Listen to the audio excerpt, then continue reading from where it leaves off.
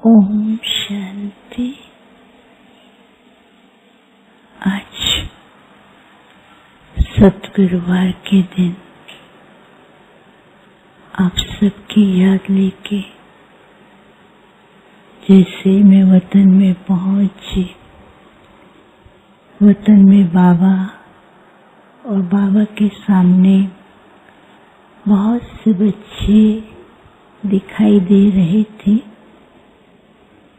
और बाबा सब बच्चों को दृष्टि भी दे रहे थे, लेकिन सब बच्चों के सामने एक बहुत सुंदर सी टेबल और टेबल के ऊपर एक बहुत सुंदर ट्रे थी और उसके अंदर कई प्रकार के वैल्यूएबल थिंग्स दिखाई दे रहे थे। डायमंड है, ज्वेलरी है, ऐसे दिखाई दे रहा था। तो बाबा भी देख रहे थे और मुस्कुरा रहे थे। बाबा ने कहा कि बाप को खुशी भी होती है और बच्चों पे नाज भी है कि बच्चे ज्ञान रत्नों से खेलते भी हैं, अनुभव भी करते हैं और अनुभव दूसरों को भी कराते ही रहते हैं। फिर बाबा ने क्या कहा, अच्छा बच्चे सब अपने अपने ट्रे को हाथ लगाओ और उसका जो कवर दिखाई दे रहा है उसको साइड में करके दिखाओ। तो जैसे सबने किया तो उसमें क्या था कि कुछ बच्चों के वो जो ट्रे थी उसके अंदर इतना ज्यादा विस्तार बढ़ता जा रहा था, जैसे कि बहुत दूर तक कुछ और प्रकार की लहरें निकल रही थी और कुछ के ट्रे के अंदर इतनी सुंदर लाइट की चमक दिखाई दे रही थी। वो लाइट से बहुत सुंदर वाइब्रेशन बनते जा रहे थे। तो बाबा देख रहे थे, मुस्कुरा रहे थे। तो बाबा ने कहा, बच्चे देखा ये बच्चे क्या कर रहे हैं? मैंने कहा कि बाबा ये लाइट वाले के तो बहुत सुंदर वाइब्रेशन निकल रहे हैं और दूसरे का बहुत सुंदर दूर दूर तक डिजाइन जा रहे हैं। बाबा मुस्कुरा रहे थे। बाबा ने कहा, बच्चों को बाप देखते रहते हैं। कई बच्चों का वर्तमान समय अभी तक भी बहुत ज्यादा संकल्पों का विस्तार है। तो संकल्पों के विस्तार के कारण वो इतना फैलाव उन्होंने कर दिया है और उस विस्तार के कारण कभी कंफ्यूजन में आते हैं, कभी कंप्लेंट करते हैं और कभी उनके सामने कई तरह के क्वेश्चंस आते रहते हैं और उन क्वेश्चंस के विस्तार में वो आगे और ही कंफ्यूज होते जाते हैं। और जबकि बाप ने बच्चों को विस्तार से सार में लाने के लिए बच्चों को बार बार इशारा देते हैं। फिर बाबा ने जो दूसरी ट्रे दिखाई उसमें जो लाइट दिखाई दे रही थी तो उस लाइट के ऊपर लिखा हुआ था, मैं आत्मा सर्वशक्तिवान हूँ।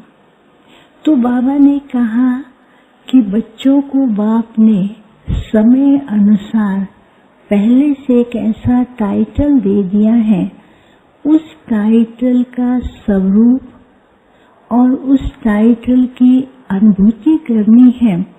तो जैसे उस स्वरूप के अंदर टिकेंगे तो आत्मा के अंदर वो शक्तियाँ, वो अनुभूतियाँ होंगी और उस अनुभूतियों से दूसरों को भी अनुभव कराएंगे।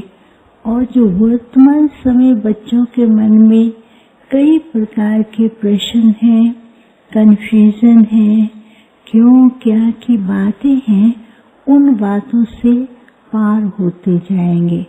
तो फिर बाबा ने क्या किया, ऐसे बाबा खड़े थे तो बाबा के सामने एक बहुत सुंदर कमल का फूल दिखाई दिया और बाबा उसमें आ गए ऑटोमेटिकली।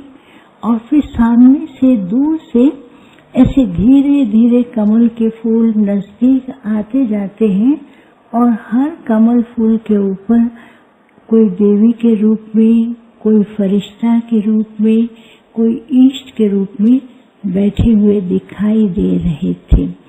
तो बाबा मुस्कुरा रहे थे।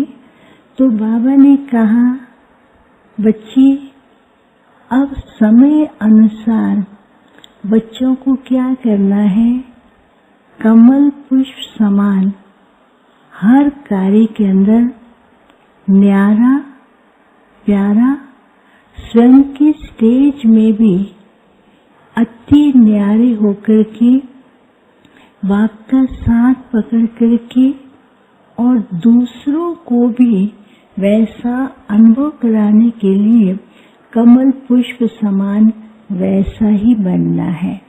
तो फिर क्या दिखाया, जो कमल का पुष्प था हर पंखड़ी के ऊपर एक एक गुण लिखा हुआ था और वो गुण जो था वह धीरे धीरे वो गुण की लाइट निकलती थी और उस लाइट से जो भी कमल पुष्प के ऊपर इष्ट बैठे थे उस लाइट से उनका एक साक्षात स्वरूप में क्या कहे सजावट होती जा रही थी, डेकोरेशन होती जा रही थी। और फिर कमल पुष्प के बीच में जो बैठने का स्थान था उसमें लिखा हुआ था कि ट्रस्टी और बाप के साथी, निमित्त भाव ट्रस्टी और बाप के साथी।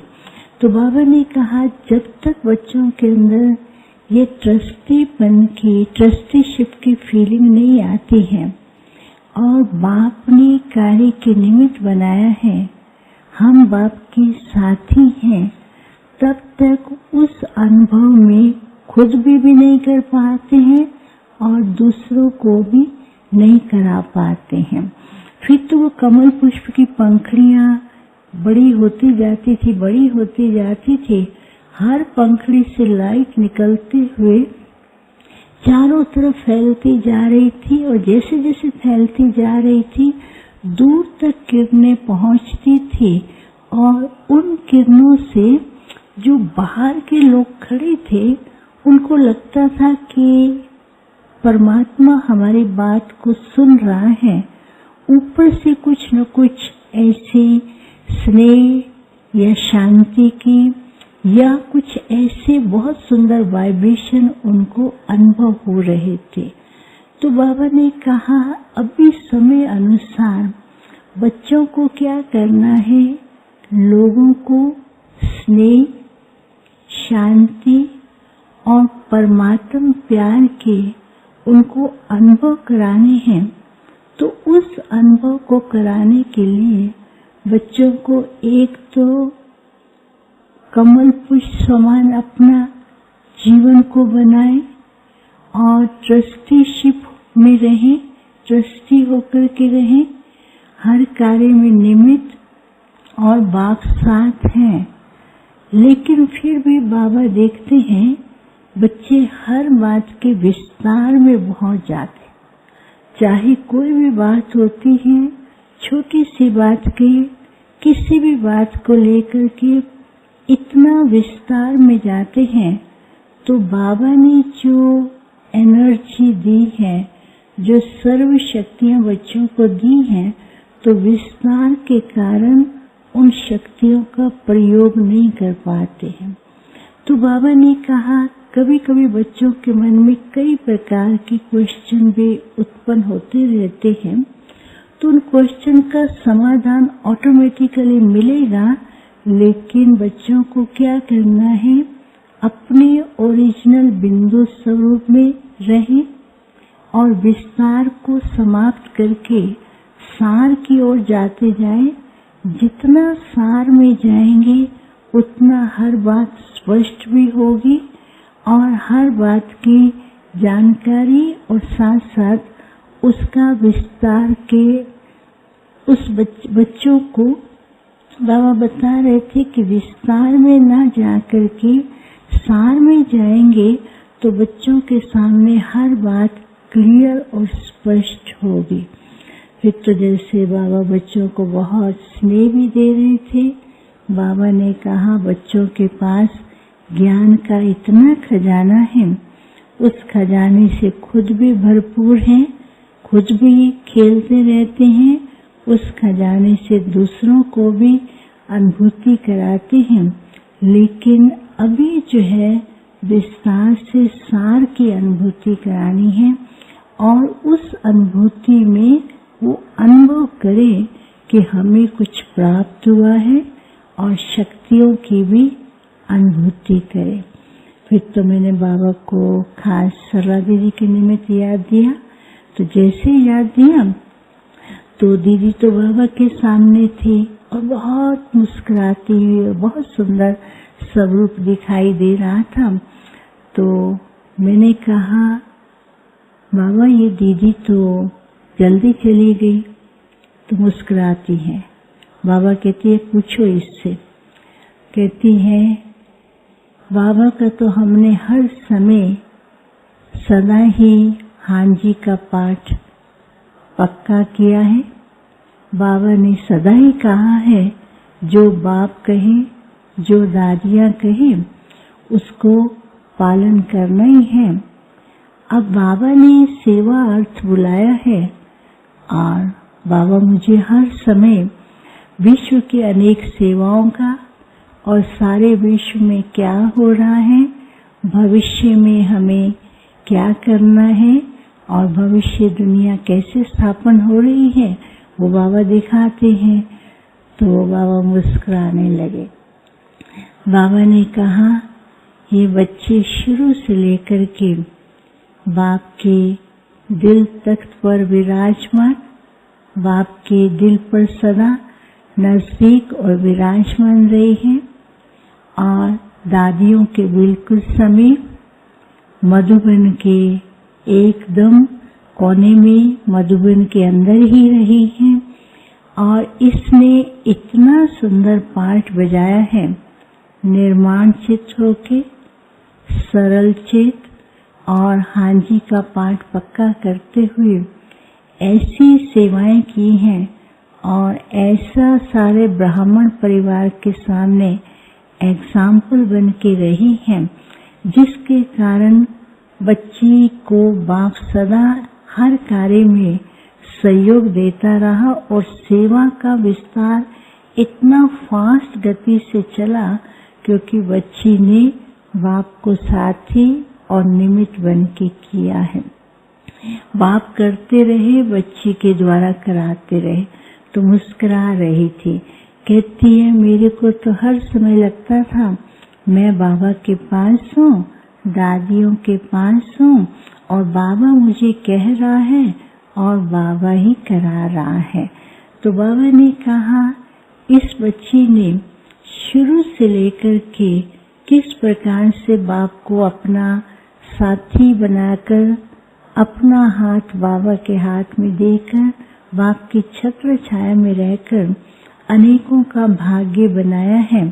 और अभी भी बच्ची जो बाप के पास आई है तो विशेष कार्य अर्थ बाप ने इसको और सेवा अर्थ निमित्त बना रहे हैं, क्योंकि विश्व परिवर्तन का जो कार्य एडवांस पार्टी कर रही है तो उस कार्य में भी बच्ची का सदा हाँ जी का पाठ, सदा एवर रेडी और सदा हर एक को स्नेह की भावना से आगे बढ़ाती रही है।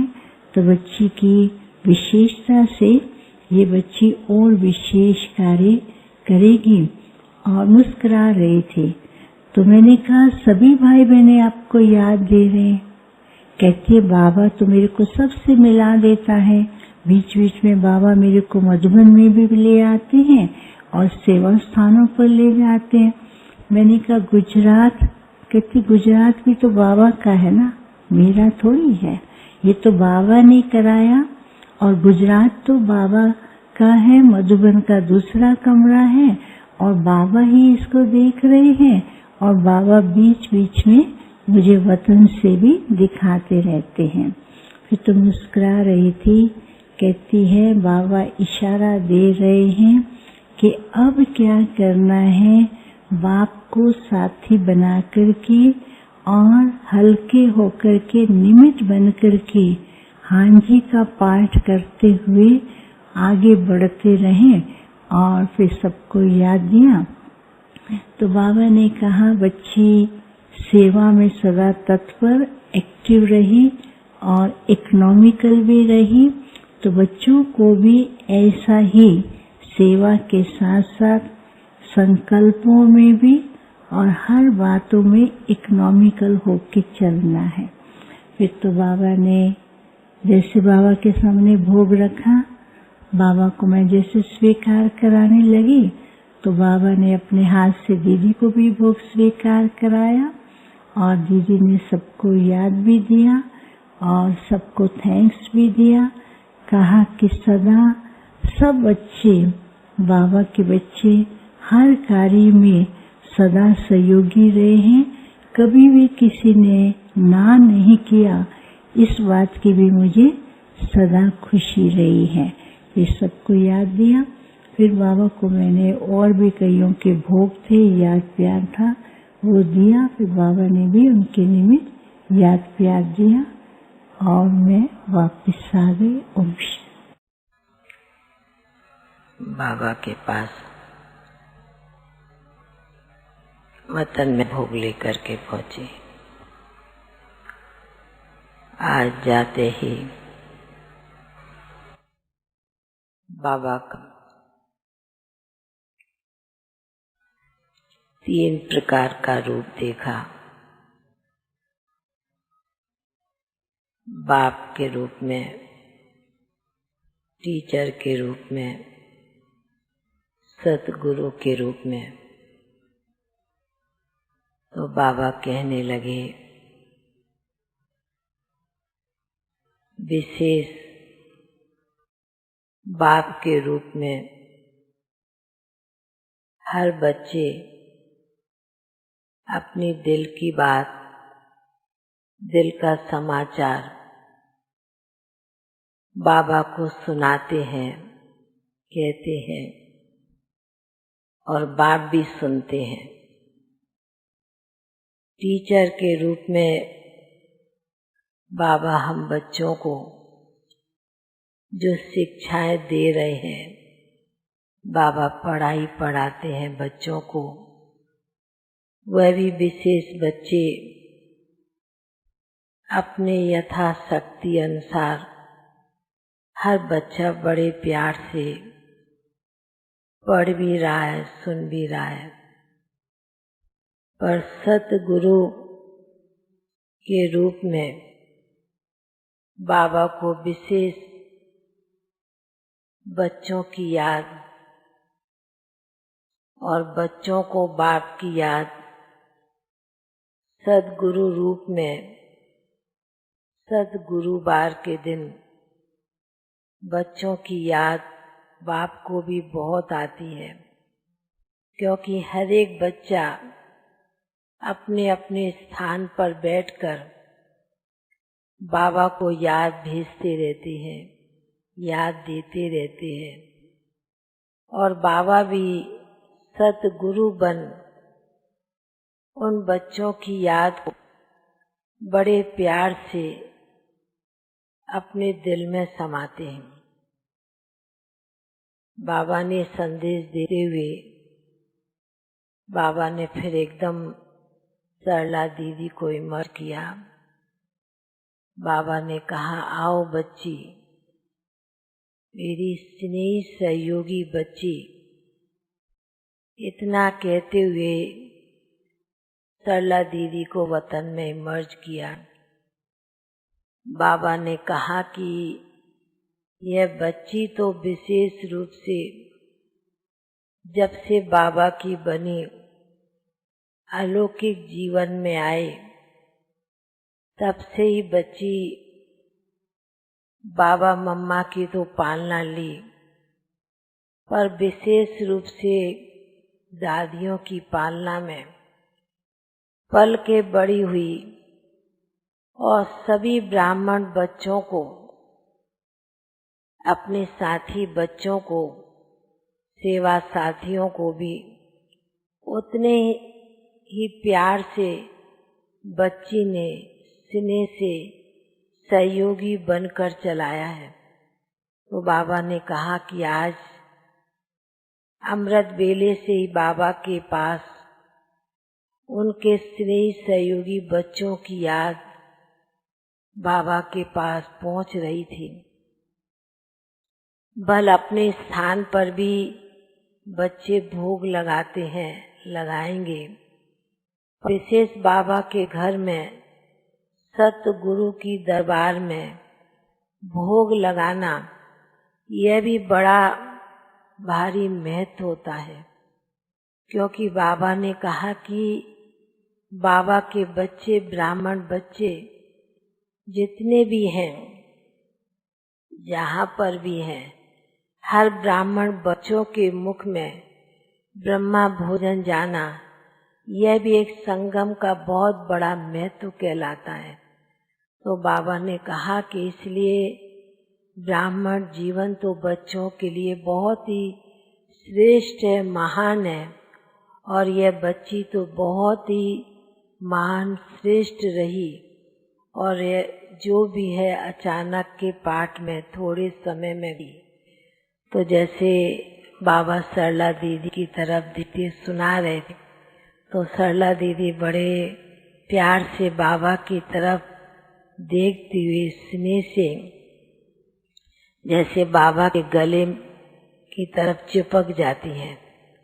तो सरला दीदी कहती हैं कि बाबा सब कुछ करने वाले, कराने वाले, सिखाने वाले तो आप ही हैं, हमने तो निमित्त बन के किया। तो ऐसे कहते हुए जैसे बहुत प्यार से सरला दीदी बाबा के गले में हाथ डाले, बड़े प्यार से मिल रही हैं। तो बाबा ने कहा कि समय के अनुसार बच्ची ने तो अपना स्थान जहाँ भी लिया है, जिस रूप में भी लिया है, बहुत ही श्रेष्ठ कर्मों का खाता, पुण्य का खाता बच्ची अपने साथ कमाई करके गई है। उस अनुसार बच्ची अपने स्थान पर पाठ बजाने के लिए गई है और बजा भी रही है। तो ऐसे कहते बाबा के सन्मुख भोग की थाली बाबा के निमित्त भी रखी थी, सरला दीदी के निमित्त भी रखी थी, और भी कई आत्माओं की विशेष याद थी, वह भी बाबा को दी। तो बाबा ने बहुत प्यार से, बहुत स्नेह से सरला दीदी को मधुबन का भोग स्वीकार कराया। और कराने के साथ फिर हमने सरला दीदी को पूछा, भाई आपको कुछ कहना है, किसी को संदेश देना है?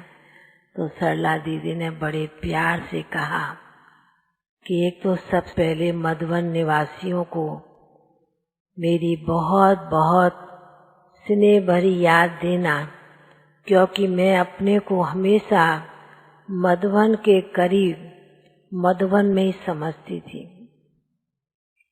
और दूसरा हमारे सेवा साथियों को, जो भी गुजरात जोन के हैं, सभी को मेरी बहुत बहुत स्नेह भरी याद प्यार देना।